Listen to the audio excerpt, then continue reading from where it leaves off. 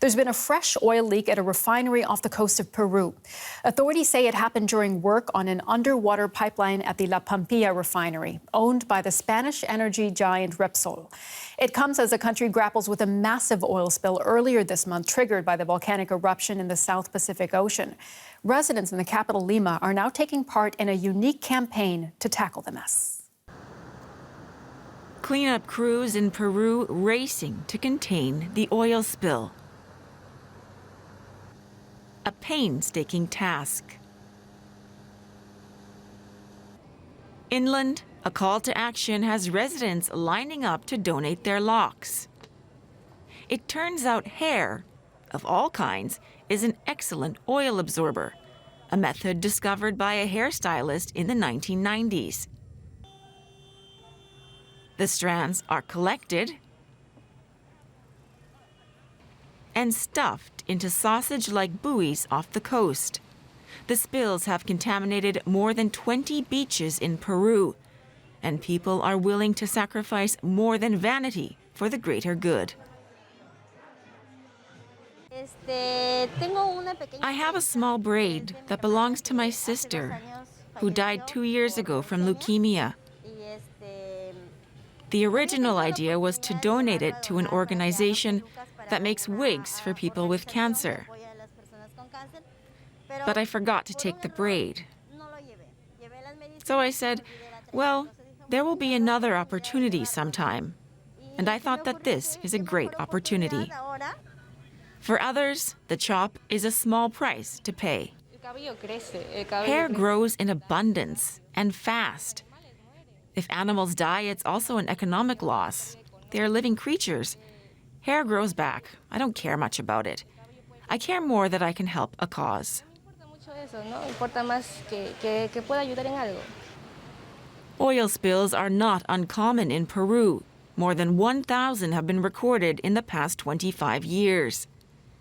Environmentalists accuse the government of prioritizing foreign investment over the environment.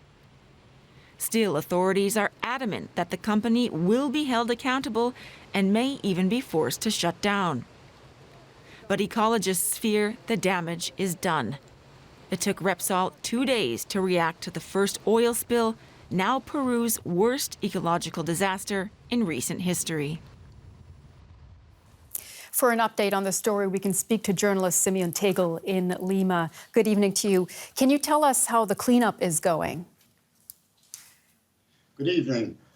Yes, it's going slowly and it's very painstaking. There are a lot of people now picking up contaminated debris, rocks, sand from the beaches, working in boats with booms to try and clear the oil from the surface of the sea, also collecting injured animals, seagulls, marine mammals, that kind of thing. But it's going very slowly.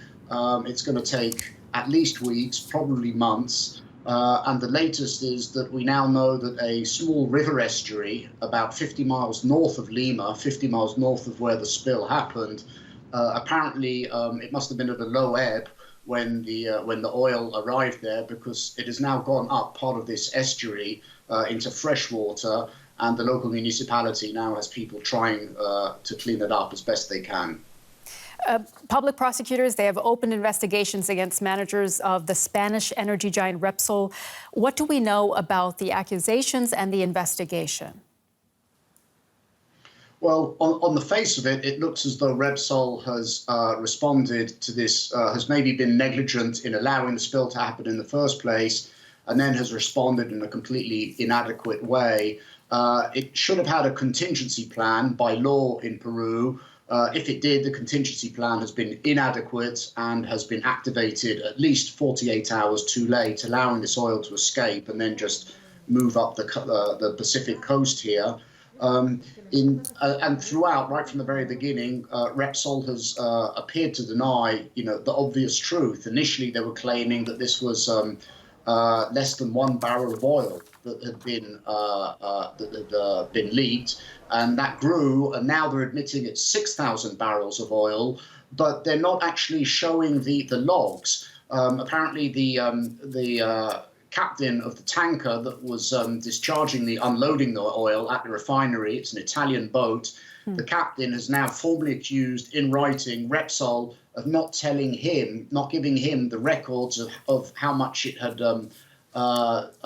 taken from the boat. So there's the real possibility that Repsol has even misled about the fact that it's 6,000 barrels, maybe it's more.